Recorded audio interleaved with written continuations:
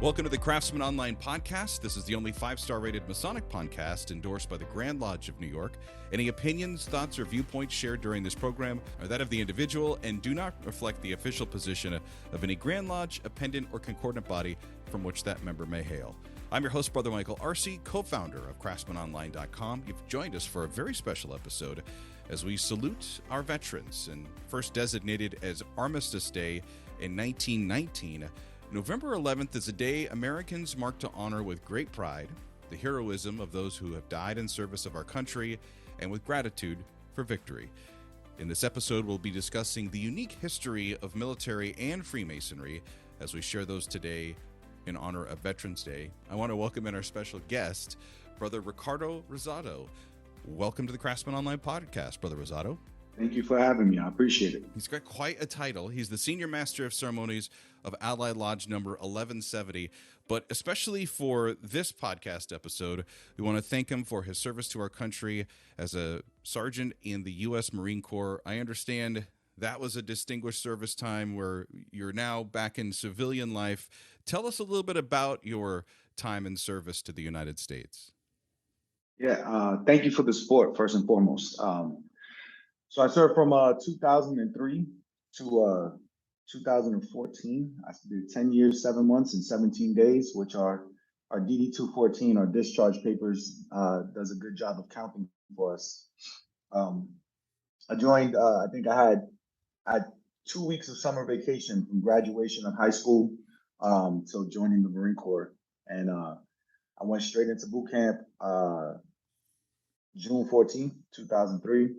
I served in Iraq in 2006. I served in Pakistan as embassy guard, and I was served in Afghanistan in 2012, helping with the retrograde of the equipment as we were beginning to wind down back then. I was fortunate enough to travel all around the world, stationed in Japan, back home in Brooklyn, where I was from, North Carolina, California. So I definitely did a lot in my career. Saw a good amount of the world, and yeah, it was the best worst thing that I ever did in my life, as I tell you. Well, I was going to say, when they talk about, hey, you join the Marine Corps, you get, the possibility to travel and see the world. You definitely did. You are a brother who got to travel to foreign countries before you really understood the deeper meaning of that. What induced you to join the Marine Corps? You talked about, just a short couple of days of a summer vacation at a high school. Was it something as a kid that you always grew up wanting to do? Not at all. Actually, I realized that I wasn't ready for college at all. I signed up while I was still in high school. I was 17. I hadn't taken my SATs. It was the beginning of my senior year. Everybody was talking college, what they were going to do after college, and I had no ambition. I had no direction. So I tried to sneak, joined the Air Force, did no research, found out I needed a degree to fly, which I was like, that defeats the purpose of me joining the military. So I wound up landing on the Marine Corps. I decided, I actually did a little bit of research. They had the toughest requirements, which 18-year-old me, I don't know why I was drawn to that, but also they did have a focus. They had a regard, a reverence, and a focus on their history and traditions, which I've always been a history nerd, even when I didn't like school. So I think that's a big part of what drew me specifically to the Marine Corps.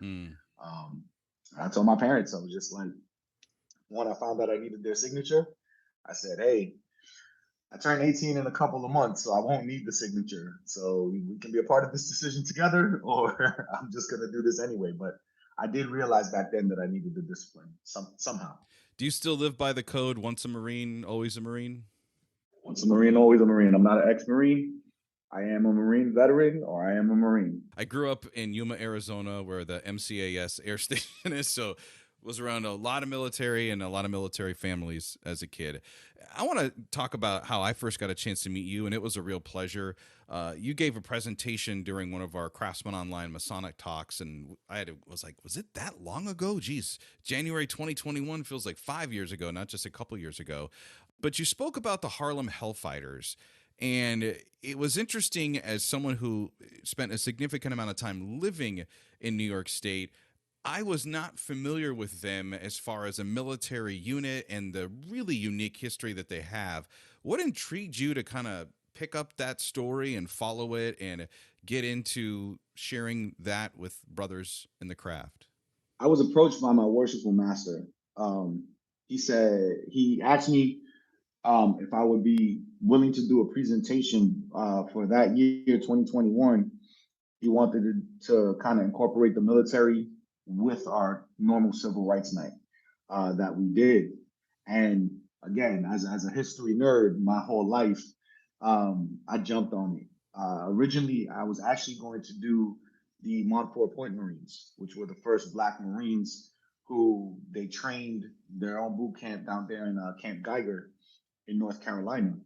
Um, but as I was thinking about it, as I was going through, I've decided it was a very rough decision, but I decided to put my Marine Corps bias aside in lieu for my New York bias. Because since we're all New Yorkers, Grand Lodge of New York. Um, so I just decided to focus on the Harlem Hellfighters, which the first time I heard about the Harlem Hellfighters was about the engagement in the Aragon Forest where Henry Johnson earned his Croix de Guerre. And when I first heard that story, I think I had a book I had bought just about military valor, and his was one of the featured engagements in it. And all the research that I could do, it's New York, which I love my city. It's military, it's history. It was just everything that like would have piqued my interest to begin with. So the more I looked Mm. into it, though, the overlaps between you know music with the jazz and James Reese Europe, the more just integrating everything with going on in history at that time with the riots when they went down to Spartanburg. Like it was just, I didn't realize how much the Hellfighters touched and how much of an impact that they had outside of the military, you know, that I just kept on diving deeper and deeper into their story. So condensing it was actually probably the hardest part of of the presentation. I would agree. And I was thinking about this as you were speaking, and it brought back the memory I had during the presentation. Was at that point, the movie 1917 was an award-winning movie by the time the Oscars had come out, and really was one of the biggest movies to really portray the effect of World War One and kind of the eyes of the soldier. And when you brought out the New York history and the unique history, and as you mentioned, the Harlem Hellfighters, the contributions they made to society, to culture, to what now we would call like diversity and inclusion, especially in the military. These men were revolutionary at that time, but also the legacy that they left on and off the battlefield for future generations of soldiers. What was it like as someone who had served to go back and read and get in kind of in the moment of that war, World War One, which I feel doesn't get as much attention in the history books now because of the generations it seems to be so far past. No, 1,000%. It really doesn't. And there's so much with what's happened as far as wars, engagements, and things that have affected the political scene since World War One that it's easy to just overlook what was once considered the Great War. Um, but going through it, and I find myself a lot more as I go through just my readings. I often read histories or historical fictions to kind of give these uh, these people that I'm reading about kind of a fleshed out personality from some author's point of view. Um, I literally do get goosebumps a lot of times just kind of reading about this, or I can put myself in a frame of mind from something that I've either, you know, not so much with the combat. I was a communications Marine, so I was never in active combat, though I was in several combat zones. Um, but I can get goosebumps. I can either picture things that I saw while I was out in some of these places, um, recall stories that are, I mean, you're talking about almost almost 100 years apart and almost beat for beat, uh, parallel stories that I've heard from some of my brothers in arms that have been um, outside the wire, been in combat, and it's just, you know, hearing what trench warfare was like, Mm, completely different type of dynamic than what we had, right. and yet still so many parallels, even though there's so many differences. So But also it's communication, like just back home, families then, you'd say goodbye to a young man going off to fight in World War I, which, as you said, was supposed to be the war to end all wars with all the modern advancements that at that time was pretty amazing. And you didn't know if you ever going to see this person. And when they came back, everything that we now know as far as post traumatic stress and some of the effects of the cause of war, we were just beginning to understand like the psychological impact that would have on so many generations. And unfortunately, as your presentation kind of outlines, like we've lost so many of these voices over history because over 100 years ago, it's very hard to, there's no one left. And it's kind of up to us as the future generation to carry their banner. The one thing I kept thinking about was, man, I cannot believe that no one in Hollywood has decided, hey, this is a great story. We need to tell this. That's an interesting point for me too, because I mean, there's so much. Um, like I could see the movie in my head if I had an artistic bone in my body. Um, I would try and probably do that, but I could just see it, and especially you know you have these individuals, these men who all came from different backgrounds. Even if you did something like a mini series like the Band of Brothers or the Pacific, um, because Right. I mean, and like I said, their stories after the war, they mimic a lot of men of color who came home after the war, and instead of receiving that hero's welcome, you know, they were more shunned. I think I mentioned it in my presentation. The Harlem Hellfighters were denied going through the Canyon of Heroes, but they had their own parade up in Harlem where they were received by their own. Um, Many of them, they died from the back then battle fatigue. Not the progression of what we now know today as PTSD, the battle fatigue, the shell shock, and all. Um, they died not having the support, not having the care, and I think the communities rallied around them a lot. So I think like not even the hey, they didn't have what a lot of the other veterans had. I don't even think that's the main part of the story. Oh, I imagine, yeah. And as you said, like in my head, I'm already casting like, okay, what actors would be great and what roles. You also mentioned a bit of a history nerd, and I always joke like with brothers or actually soon to be brothers, interested gentlemen in the craft. I'm like, requirements to be a Mason. Well, there's a couple things we're going to put on a petition, but I think one of them should be you got to be a little bit of a history nerd. Was there a particular book or author that or source that you found when you were putting the presentation together that you're like, I would highly recommend if you want to read about the Harlem Hellfighters, go pick this book up? One of the brothers, he asked me, "Hey, where can I start?" Um, Honestly, one of the first places I told him was just go on the internet. The problem is that there isn't too many histories out on them. Actually, I have to give the props to first, Right Worshipful Oscar Allen, the past Junior Grand Warden of the Grand Lodge of the State of New York, who got me in touch with Mr. Charles Everett Pace, who's a historian, um, that he got me in touch with some resources at the Schoenberg Library.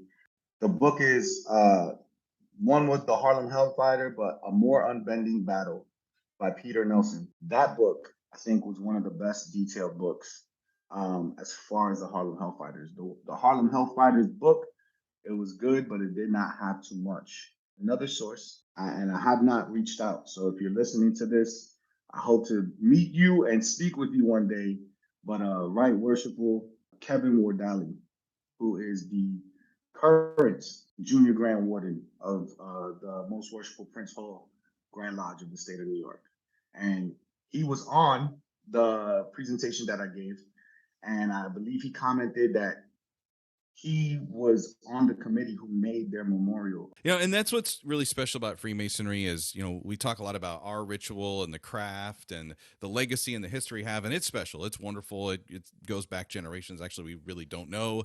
But you can just imagine being a member of a lodge, like Allied Lodge. You go in, you have this brother that has been in contact with all these folks that has all this knowledge, and you get to sit down and you walk out of there with like a slice. I mean, not just a slice, you got the whole pie of history on this. And being in New York City, it's very easy now to travel to some of these places where these men were and have a much greater appreciation and understanding of that time. So yeah, that was a fantastic presentation, and I'll make sure that the links to it are up in our podcast show notes here, so brothers can watch that Masonic talk. Let's get to talking about you. We want to talk about your service and the connection that you've also had this great presentation as well. We've talked about Freemasonry, and it's always been around. It's like an important chapter or bookmark in the great book of the history of the United States since the beginning of our founding of our nation.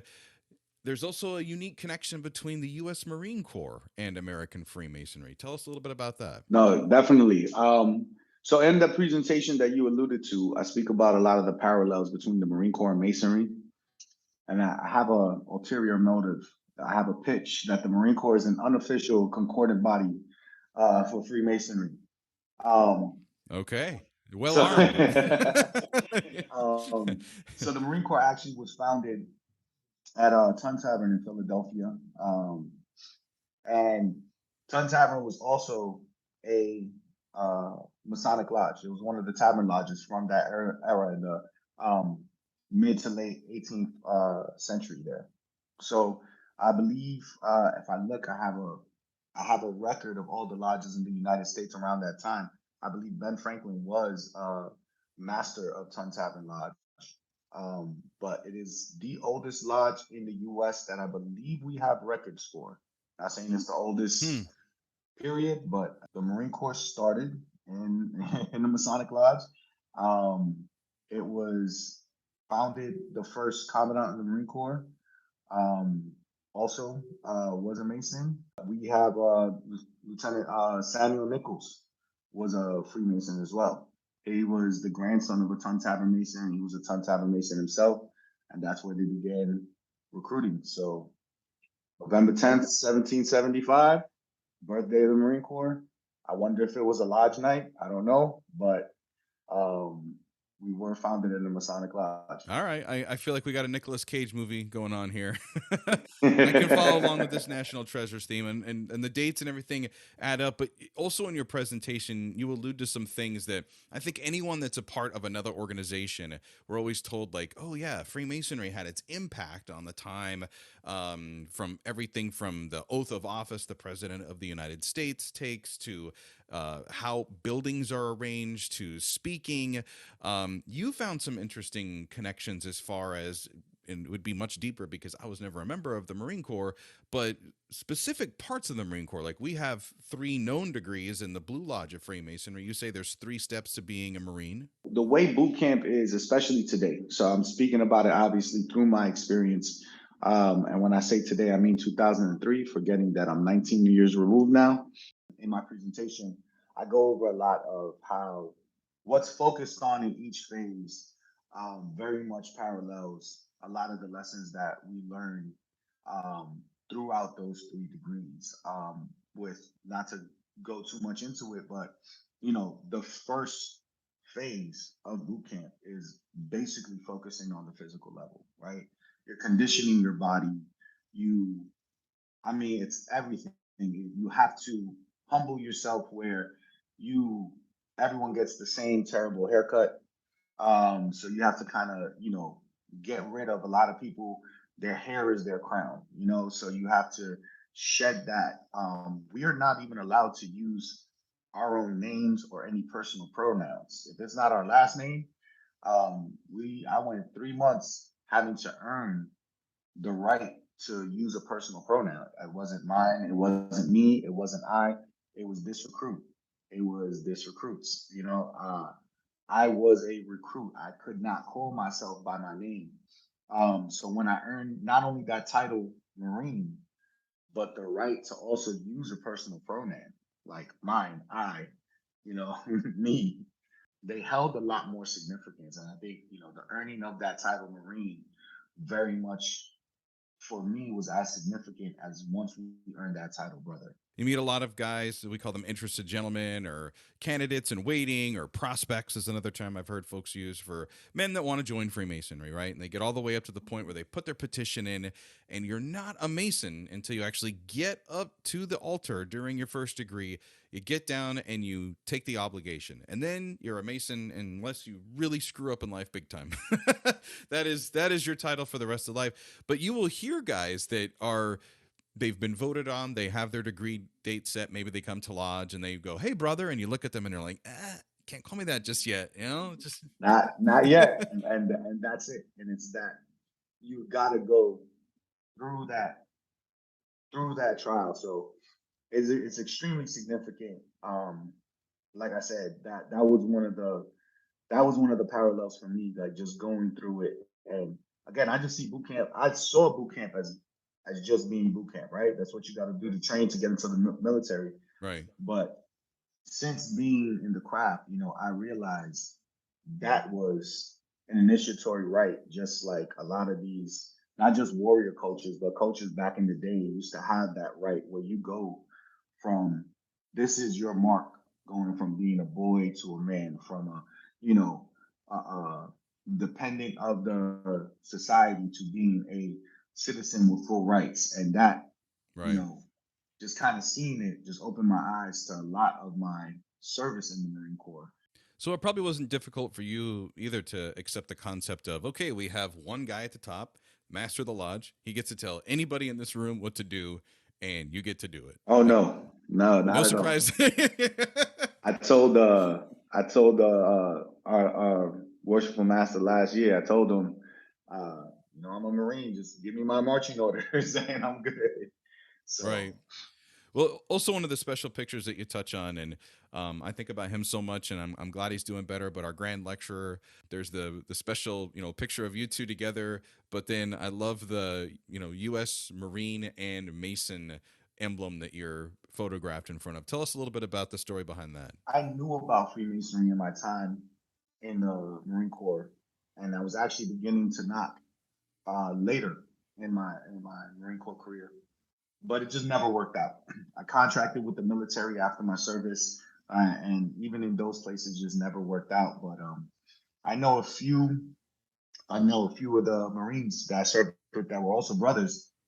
They'd always have some blend of the Eagle, Globe, and Anchor, which is the Marine Corps emblem, and the square and compasses. So I remember that one particular, I believe it was the one that says, "Forge the Marine, raise a Mason." Um, I remember that one specifically stuck out, and as I was looking for it, I was trying to remember the verbiage. It'd been years. I kind of found a bunch of other ones, but yes, right, worshipful brother Richard Freeman. I met him as an entered apprentice at the Grand Lecturers Convention, like that year 2019, right before the pandemic. And I don't know how he found out that I think he had asked anyone who served. I was there in the Northeast. No, no, but as soon as I raised my hand, he said Marine. He's like, all right, I'm good. And I was right there in the Northeast corner, right by him. And he's been a great mentor. He's been you know, I speak with him often. I actually just spoke with him a couple of weeks ago, and it's been really great. He and worshipful Carlos Cruz, past District W Grand Master of the First Manhattan. He moved out of the city, but I still speak to him regularly, and it's that bond of you know, as he told me when I was a prospect. He told my proposer, I want to be able to call him brother twice over in a year. Mm. And we exchanged numbers that night. And after I was initiated, I called him up and I said, I kept my promise. You can now call me brother twice over. The one thing I love about military Masons is I can always hear you, no matter where I'm standing in the lodge room. You never hear that. Can you guys speak up? Nope, they definitely sound off. Um, I want to close out our time together, and I really appreciate you coming on the podcast, brother. and talking about your experience and highlighting some of the veterans that we should be thinking about. And I wish, honestly, in America, every day should be Veterans Day. We know that American Freemason is so proud to hold many decorated veterans and honor our active service members throughout the craft. How has Freemasonry enhanced that duty to serve that you found that you were called to answer? That's a great question. I believe, again, I think this time around, Freemasonry made me realize, excuse me, that I went into the Marine Corps with no direction. With Freemasonry, it's got me thinking about how I want to serve. Like, it's got me a lot more intentional, a lot more deliberate, and knowing that, hey, if I sign up to do something, this is an act of my own free will and accord. I'm not just doing this without direction. It's making me better understand how I need to approach some of these different tasks that I do, not only in the lodge, but everything it is that I do now. I see, okay, if I'm in a leadership position, I mean, I learned the lesson in the Marine Corps, but I understand a lot more how it is that I'm serving, you know, the people that I'm put in charge of, that I was there for, that I'm there to lead. It's not just about them. It's not just about the team, but it's getting the different parts of whatever organization, whatever um, effort it is. I still do a lot of work with veterans. I was just working with the Henry Jackson Foundation on veteran suicide prevention efforts, and instead of just thinking about that team, that lab, as as a sergeant of Marines, it was, hey, this is my platoon. These are my guys. I'm gonna take care of these guys.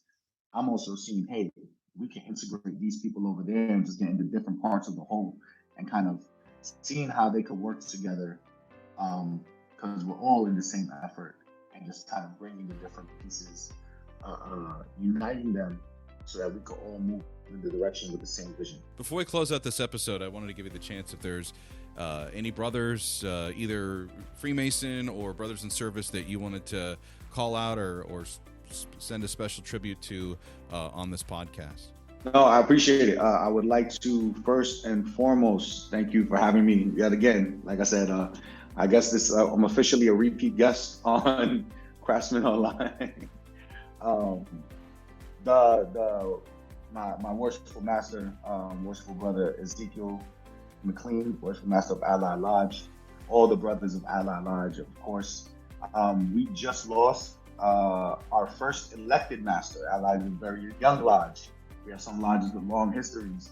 But Right Worshipful Gordon Brown, he was a Tuskegee Airman. He served, and again, he was our first elected master. Right, Most Worshipful Dan Semmel, our first master of Allied Lodge.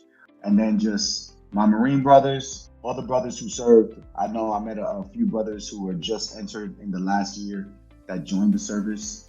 Anyone who served, all my Marines, Semper Fi, for all of those, my father, my uncle who decided to join the Army or other branches, I won't hold it against you. Happy early Veterans Day. This has been our Craftsman Online podcast. If you've enjoyed this episode and you want to hear more, you can just tell Siri or Alexa to play the Craftsman Online podcast. We're available with new episodes every Monday morning on all streaming platforms. Until next time, let peace and harmony prevail.